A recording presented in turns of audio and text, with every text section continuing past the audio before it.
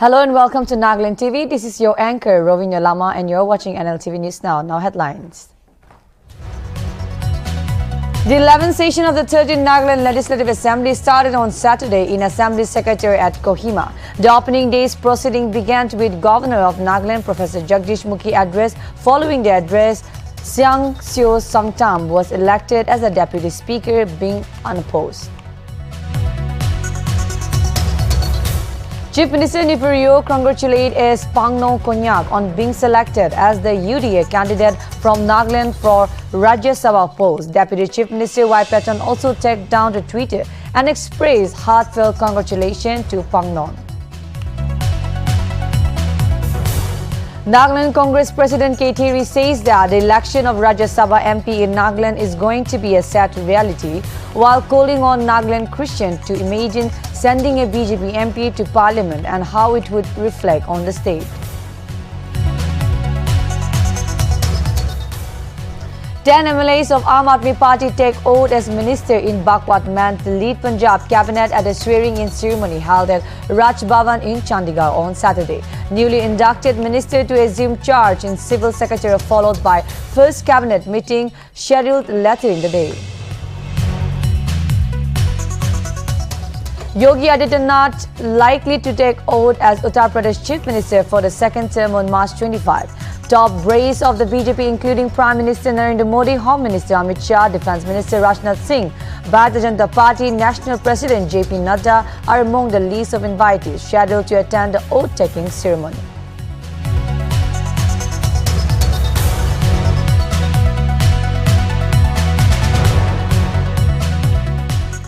Now news in details. The 11th session of the 13th Nagaland Legislative Assembly started on Saturday in Assembly Secretariat at Kohima. The opening day's proceeding began the Governor of Nagaland, Professor Jagdish Mukhi address. Following the address, Siang Seo Sangtam was elected as the Deputy Speaker, being unopposed. Meanwhile, the proceeding for March 21 will include question hours, laying of annual administrative reports, laying of reports, rules, presentation of Assembly Committee reports, introduction of government bills, and debate and adoption of the motion of the thanks to the Governor address. During the 5-day-long budget session, Chief Minister Nifurio, who also holds the finance portfolio, will present the state budget for year 2022 and 2023 on March 22. It may be mentioned that on March 24, proceeding will witness laying of annual administrative reports, presentation of Assembly Committee reports, consideration and adoption of a government resolution, discussion and voting on the supplementary demand for grants for the year 2021 and 2022. Introduction, consideration and passing of the Nagaland Appropriate No. 1 Bill 2022, Supplementary 2021 and 2022. General discussion on the budget. On the other hand, the schedule for March 25 includes laying of annual administrative reports, discussion and voting on the demand for grants for the year 2022 and 2023. Introduction, consideration and passing of the Nagaland Appropriation No. 2 Bill 2022, Budget 2022 and 2023. Announcement of the constitution of various financial and non-financial committees of the Assembly and the panel of Chairman for the year 2022-2023 by the Speaker and adjournment of the session. Sinidhi.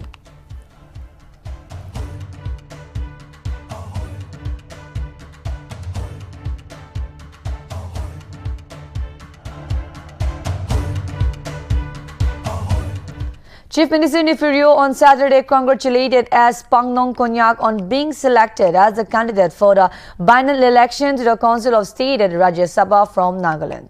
Meanwhile, Deputy Chief Minister Y. Patton also took down to Twitter and expressed his heartfelt congratulations to Pangnong. He further mentioned that her candidacy is well deserved and that he wishes her the very best. Notably, the Bharatiya Janata Party on March 18 nominated the State Mahila Morcha President S. Pangnong Konyak as the party candidate for the lone Rajya Sabha seat from Nagaland.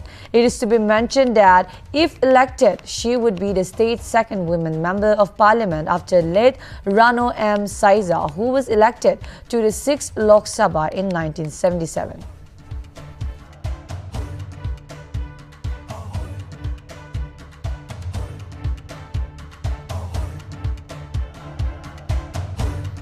The Nagaland Congress President K. Terry on Thursday said that the election of Rajya Sabha MP in Nagaland is going to be a set reality, while calling on Nagaland Christian to imagine sending a BJP MP to Parliament and how it would reflect on us. The President in a press release said that the Naga People's Front functioned as a proxy of the BJP.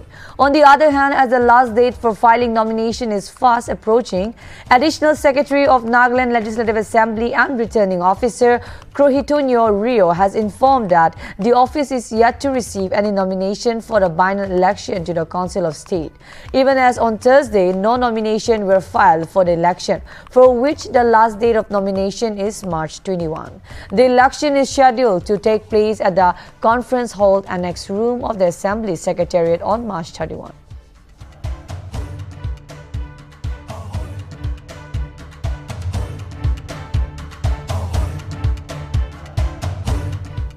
A medical camp for women and girls at NYASA village under Beti Bachao Beti Parao was held on Friday in Mon district. Notably, during the camp, free treatment were given to the young girls and the women folkful.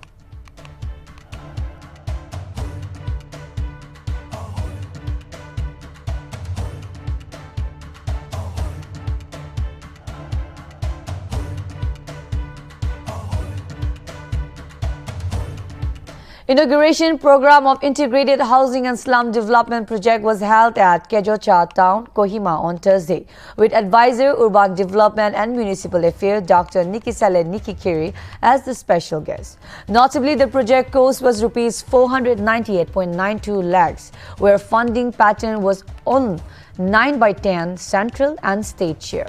Meanwhile, a short speech was also given by Advisor Youth Resources and Sports E.R. Zalenike, while Director Urban Development as Takatuba Ayer chaired the function. The program was also attended by Advisor Matung Yantang, Advisor Shukalu and MLA K. Nakro.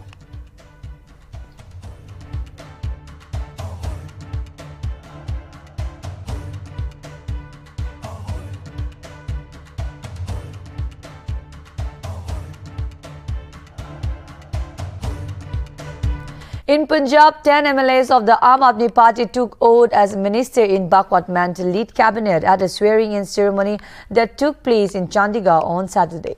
The leader who became a part of the cabinet are Harpal Singh Chima, Baljit Kaur, Harbhajan Singh, Ito, Vijay Singla, Lal Chand Kataru Chak, Gurmeet Singh Meet Hire, Kuldeep Singh Daliwal, Laljit Singh Buller, Brahm Shankar and Harjot Singh Ban.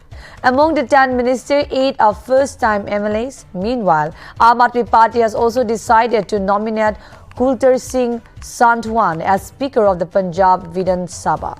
Notably, the newly inducted minister will assume charge in the Punjab Civil Secretariat, and the first cabinet meeting of the UP government will be held in the afternoon. It is worth mentioning that there are 18 berths in the cabinet, including the Chief Minister. Earlier on March 17, Punjab newly elected MLAs, including Chief Minister Bakwat Man, took oath as member of the Legislative Assembly. The legislators were administered the oath of office and secrecy by Pro Tem Speaker Dr. Inderbir Singh Nijar. Bakwat Man, UP leader and the party face for recently held Punjab Assembly polls, took oath as the Chief Minister of the state on March 16.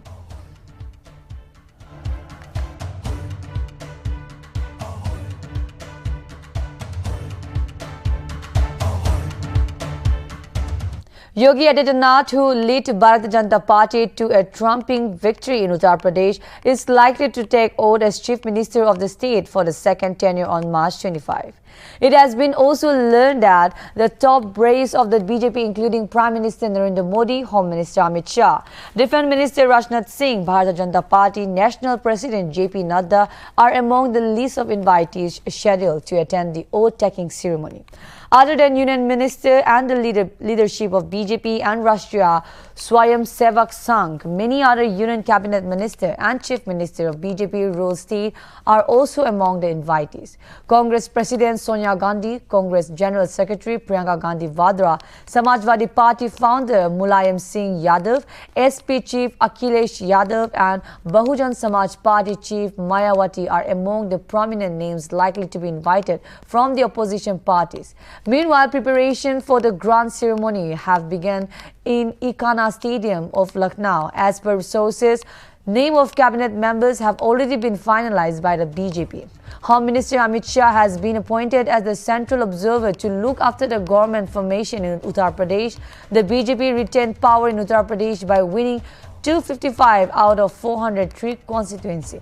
Yogi Adityanath will be the first chief minister in the last 37 years to return to power after completing a full term in the state.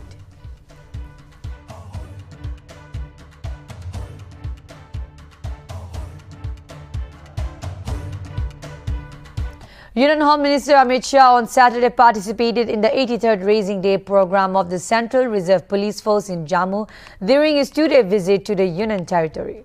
According to sources, the Union Home Minister will also review the security arrangement ahead of Amarnath Yatra. Notably, this is the first time that the CRPF is celebrating its Raising Day outside the national capital. It may also be mentioned that the CRPF Raising Day is held on March 19 after India's first Home Minister Sardar Vallabhbhai Patel presented colours to the CRPF following the enactment of the CRPF Act by the Parliament in 1950.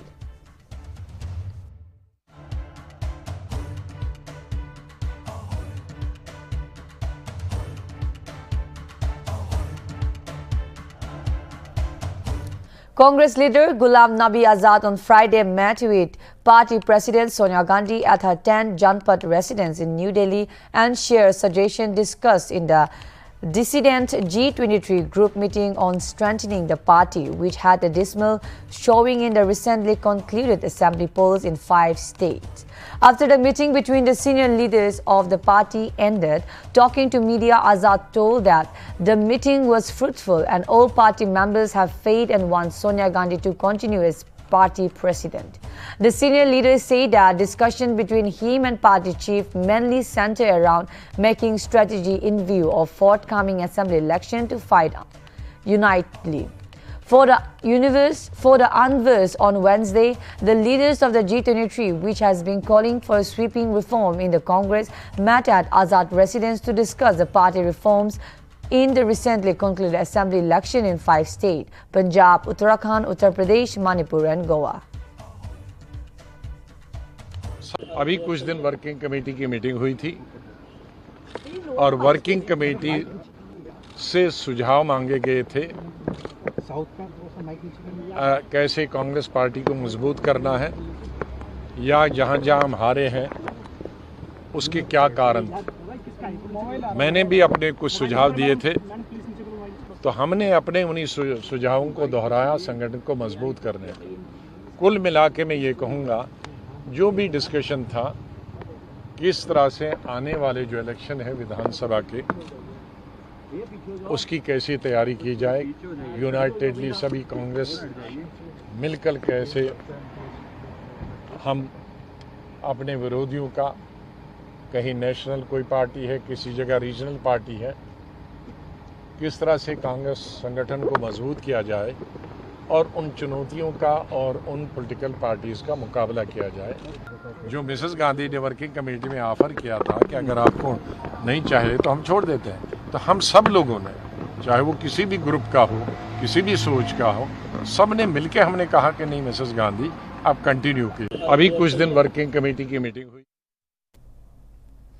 On the occasion of Holi, Aam Aadmi government in Punjab released rupees 101 crore as compensation for damage to cotton crops due to pink bollworm. The party said that this move was taken as the farmer faced heavy losses and that the compensation was long awaited. It may be mentioned that earlier on Thursday, owing to delay in providing compensation for the cotton crop, a huge number of farmers under the banner of the BKU, Ekta Ugrahant, Garoit Mansa District Administrative Complex.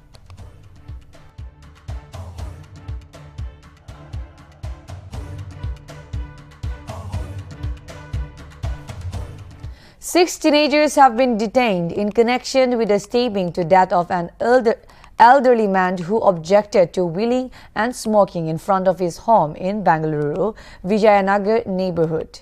Biker races and wheeling used to be common in the neighborhood, generating a nuisance. In addition, the defendant smoked cigarette in front of Thomas, the victim, a local resident. Thomas objected and asked to refrain from wheeling and smoking in front of his house. Later, he told the father of one of the accused about the occurrence and urged his family to consult their son on the matter. The accused father promised that his son would be tamed.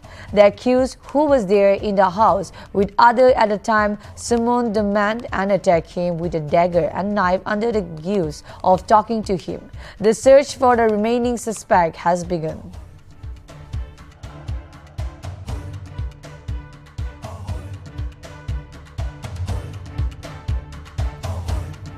President Biden spoke with Chinese President Xi Jinping for nearly 2 hours on Saturday morning as the U.S. tried to manage China's ties to Russia amid the ongoing invasion of Ukraine.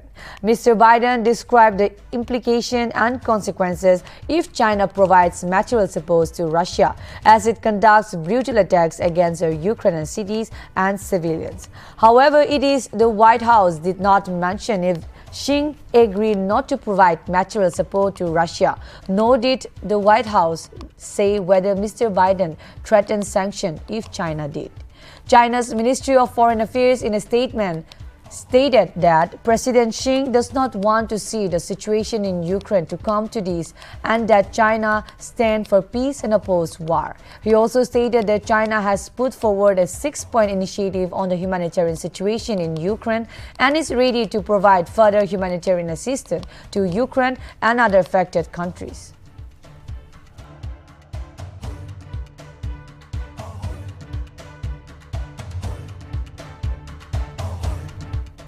U.S. Secretary of State Antony Blinken on Friday held a phone call with Ukrainian Foreign Minister Dmytro Kuleba and discussed the growing number of civilian casualties caused by President Putin's brutal and unjustified war of choice.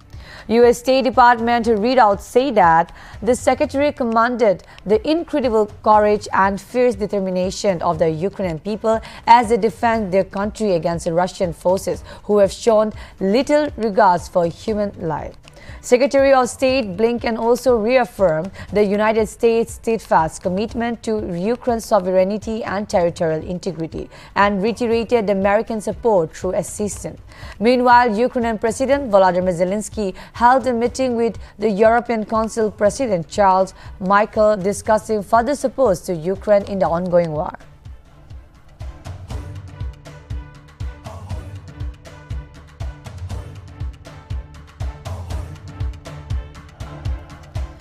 Naveen Shekharapan Gyanagoda parents have decided to donate their son's body for medical research, who was killed in the Ukrainian city of Kharkiv. Naveen's body will reach Bangalore on March 21st at 3 a.m. The body will then reach their village by 9 a.m. Naveen's father informed that the body will be donated to SS Hospital, Davanagiri, for medical studies. Naveen's father further stated that his son wanted to achieve something in the medical field, and since that did not happen, at least his body can be used by other medical students for studies.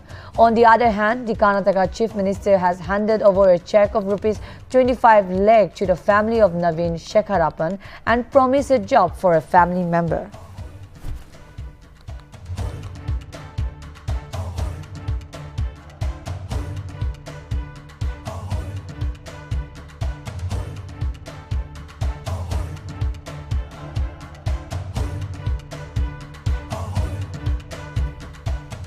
Russian President Vladimir Putin on Friday termed the war waged on Ukraine as a heroic mission by his country armed during a patriotic rally at a Moscow stadium.